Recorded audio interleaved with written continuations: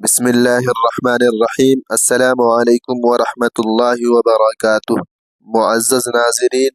و سامعین، عورت کے لیے اعتکاف کرنے کا کیا شرعی طریقہ ہے اور اس کی نیت کیسے کرے گی؟ نیز ایک پاک باز عورت کون سی جگہ پر اعتکاف کرے اور اس پردہ نشین عورت کے لیے اعتکاف کی حالت میں کون سے کام کرنا شرعاً جائز ہے؟ یہ ایک اہم ترین مسئلہ ہے کہ کیا عورت اعتکاف کی حالت میں گھر کے کام کاج کر سکتی ہے یا نہیں، اور اسی طرح کیا وہ پارسا عورت اعتکاف کی حالت میں کھانا وغیرہ بنا سکتی ہے یا نہیں۔ مزید یہ کہ کیا عورت اعتکاف کی حالت میں اپنے مجازی خدا یعنی شوہر سے بات چیت کر سکتی ہے یا نہیں، اور کیا معتکف عورت اعتکاف کی حالت میں بیڈ یا چارپائی پر سو سکتی ہے یا نہیں۔ نیز وہ مومنہ عورت اعتکاف کی حالت میں کون سی عبادت اور کون سی مسنون اعمال کرے، اور وہ خطرناک صورتیں کن چیزوں کے کرنے سے اعتکاف ٹوٹ جاتا ہے، اعتکاف چلا جاتا ہے۔ یہ تو وہ تمام باریک اور اہم باتیں ہیں جو آج کی اسی ایک ہی جامع ویڈیو میں اپنی تمام ایمانی و اسلامی بہنوں کے ساتھ شیئر کرنے اور تفصیل سے بتانے جا رہا ہوں۔ مجھے قوی امید ہے کہ اگر آپ یہ سبق آموز ویڈیو مکمل دیکھ لیتی ہیں تو آپ کو بے پناہ علمی فائدہ حاصل ہوگا،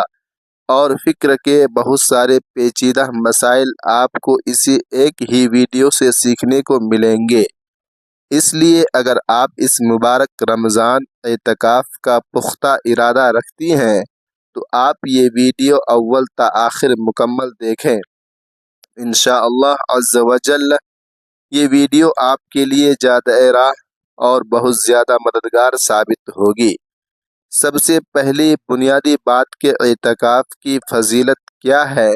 تو دیکھیں کہ کتب احادیث میں اس کی عظمت و فضیلت کے حوالے سے کئی ایک مستند احادیث موجود ہیں۔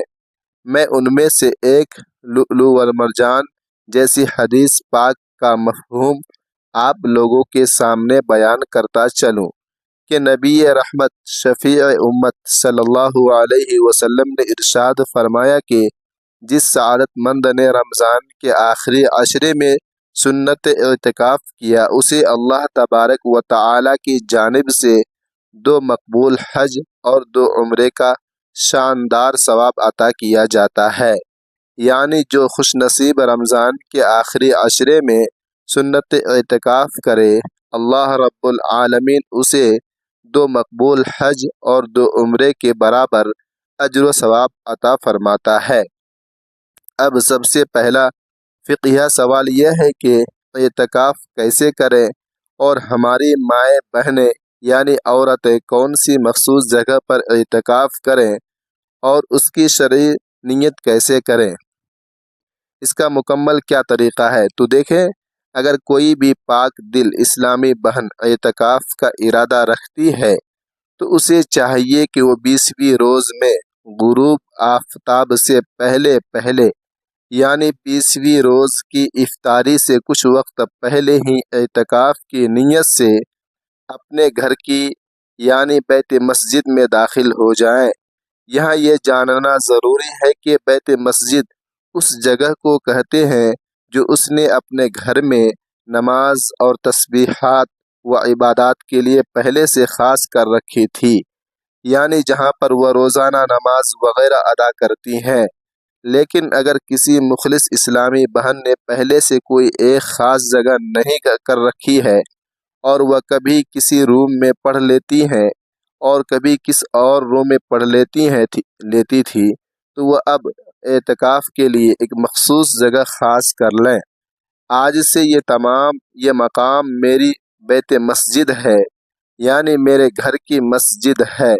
اور میں یہیں پر تمام نماز اور زہد و عبادت وغیرہ کروں گی، تو شرعاً وہ اس کی بیت مسجد ہو جائے گی، اور 20ویں روز افطاری کے لمحات سے پہلے پہلے اعتکاف کی نیت سے وہ وہاں پر تشریف فرما ہو جائیں۔ اب نیت کیا ہے؟ تو واضح رہے کہ نیت اصل میں دل کے پختہ ارادے کا نام ہے۔ لہٰذا بس اتنا ارادہ کر لے کہ میں اللہ تبارک و تعالیٰ کی رضا کے لیے سنت اعتکاف کر رہی ہوں، بس اتنا ارادہ ہی کافی ہے۔ یا پھر زبان سے نئی نیت سنت الاعتکاف کے کلمات کہہ لے۔ نیت کرنے کے بعد وہ غروب آفتاب سے پہلے پہلے اپنی جگہ سنبھال لے، کیونکہ ایسا ہرگز نہیں ہے کہ افطاری کر کے پھر آرام سے اس میں جا کر بیٹھیں۔ اگر کسی نے ایسا کیا تو پھر سنت اعتکاف صحیح نہیں ہوگا، بلکہ غروب آفتاب سے پہلے پہلے وہ اعتکاف کی نیت کر کے بیت مسجد میں داخل ہو جائے، اور یاد رہے کہ افطاری وہیں پر بیٹھ کر کرے گی۔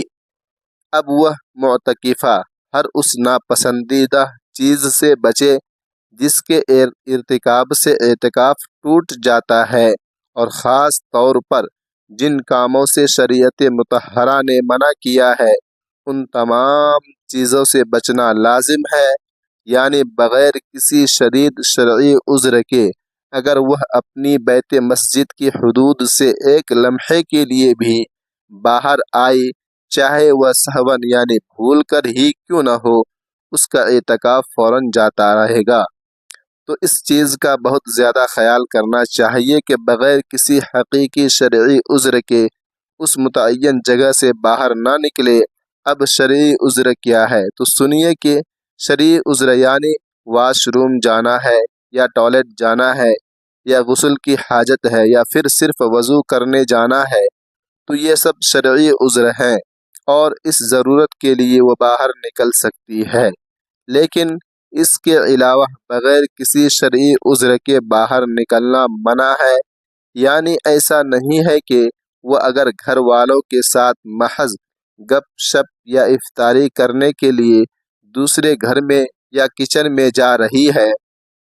یا دسترخوان پر جا رہی ہے تو اس طرح ان کا اعتکاف وہ ٹوٹ جائے گا۔ اچھا، یہاں پر ایک بہت اہم چیز میں اور بھی صراحت کے ساتھ بیان کرتا چلوں کہ جو اسلامی بہنیں سنت اعتکاف کا ارادہ رکھتی ہیں انہیں لازم ہے کہ وہ اس مبارک عشرے میں یہ اچھی طرح دیکھ لیں کہ ان کی ماہانہ ڈیٹ تو نہیں آ رہی ہے، اور کہیں ان کے مخصوص ایام تو اس عشرے میں شروع نہیں ہو رہے ہیں، یعنی حیض اور نفاس کے دن،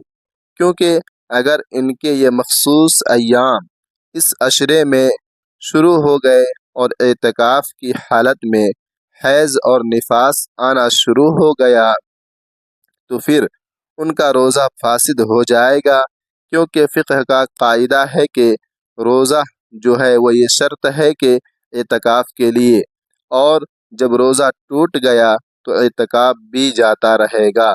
یعنی اعتکاف بھی فاسد ہو جائے گا۔ اس لیے جو ہوشیار اسلامی بہنیں اعتکاف کر رہی ہیں انہیں یہ چیز پہلے سے دیکھ لینی چاہیے کہ اس عشرے میں ان کی ڈیٹ تو نہیں آ رہی ہے۔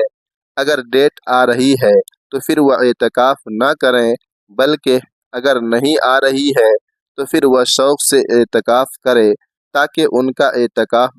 خوشی خوشی مکمل ہو سکے۔ اور اگر کسی بھی وجہ سے روزہ ٹوٹ گیا، یعنی اگر حیض اور نفاس کے علاوہ کسی اور انسانی وجہ سے بھی روزہ ٹوٹ گیا تو جب بھی ان کا اعتکاف ٹوٹ جائے گا۔ اس لیے تقویٰ کا تقاضا ہے کہ ہر اس چیز سے بچنا ہے جس سے روزہ فاسد ہو جاتا ہے۔ اب یہاں پر ایک اور سوال پیدا ہوتا ہے کہ کیا اعتکاف کی حالت میں عورت گھر کے کام کاج کر سکتی ہے یا نہیں؟ تو عرض ہے کہ بہت ساری خواتین یہ سوال کرتی ہیں کہ گھر میں ہمارے علاوہ کوئی کام کاج کرنے والا نہیں ہے، تو اس کڑی صورت میں کیا ہم گھر کے کام کاج جیسے جھاڑو پوچھا یا گھر کے بکھرے ہوئے سامان سمیٹنا وغیرہ جیسے کام کر سکتی ہیں یا نہیں؟ تو اس کا جواب یہ ہے کہ بالکل نہیں کر سکتی، کیونکہ اعتکاف کی حالت میں عورت گھر کے دنیاوی کام کاج نہیں کر سکتی، اور اگر گھر کے کام کاج کرنے کی نیت سے وہ ایک لمحے کے لیے بھی اپنی حدود یعنی بیت مسجد سے باہر آئی تو اس کا اعتکاف جاتا رہے گا اور اعتکاف اس کا ٹوٹ جائے گا۔ ہاں، یہاں ایک استثنائی چیز ہے کہ اگر کوئی دوسرا متبادل فرد کھانا بنا کر اسے دینے والا موجود نہیں ہے، یعنی اگر ایک اسلامی بہن ہے اور وہ یہ سوال کرتی ہے کہ مجھے کوئی کھانا بنا کر دینے والا میسر نہیں ہے، تو کیا میں اپنے وجود کی بقا کے لیے خود کا کھانا خود بنا سکتی ہوں اور اپنے لیے کھانا سحری اور افطاری خود تیار کر سکتی ہوں؟ تو فقہا فرماتے ہیں کہ اس مخصوص صورت میں اجازت ہے، مگر پہلے تو وہ کسی کی ڈیوٹی اور ذمہ داری لگائیں کہ وہ اسے ان 10 دنوں میں کھانا وغیرہ مہیا کرے۔ لیکن اگر کوئی واقعی نہیں ہے اور کوئی سخت مجبوری ہے تو صرف اپنا کھانا بنانے کے لیے کچن میں جا سکتی ہے، کیونکہ یہ ایک طبعی مجبوری ہے، اور چونکہ روزہ رکھنا اعتکاف کے لیے شرط ہے اور کھانے کے بغیر انسانی گزر نہیں ہے، تو صرف اپنے لیے کھانا بنانے کے لیے وہ حدود سے باہر نکل سکتی ہے اور وہ کچن جا سکتی ہے، مگر طریقہ یہ ہو کہ وہ اپنا کھانا بنائے اور فوراً وہاں سے کھانا لے کر اپنی بیت مسجد میں داخل ہو جائیں اور وہاں پر سکون کے ساتھ جا کر وہ کھائیں۔ لیکن اگر کچن میں جا کر وہاں پر کسی اور کا بھی وہ کھانا بنانا شروع کر دیتی ہے تو اس طرح اس کا اعتکاف جاتا رہے گا۔ یاد رہے کہ صرف اپنے لیے وہ کھانا وغیرہ اگر بنانا چاہتی ہے تو بنا سکتی ہیں، لیکن گھر کے دوسرے افراد کے لیے نہیں۔ اسی طرح ایک سماجی سوال یہ بھی پوچھا جاتا ہے کہ ہم اعتکاف کے دوران اپنے شوہر سے بات چیت کر سکتی ہیں یا نہیں، اور کیا ہمارا شوہر ہم سے اگر بات کرے تو اس سے ہمارا اعتکاف تو نہیں ٹوٹے گا؟ تو اس کا جواب یہ ہے کہ جی، بالکل نہیں ٹوٹے گا، کیونکہ اعتکاف کی حالت میں شوہر اپنی معتکفہ بیوی سے بات کر سکتا ہے، اور بیوی بھی اپنے شوہر سے حسب ضرورت بات چیت کر سکتی ہے، چاہے وہ موبائل فون پر ہی کیوں نہ ہو۔ جس طرح بعض دور دراز کی اسلامی بہنیں بتاتی ہیں کہ میرا شوہر آؤٹ آف کنٹری یعنی بیرون ملک ہے، تو کیا میں اس سے فون پر بات چیت کر سکتی ہوں؟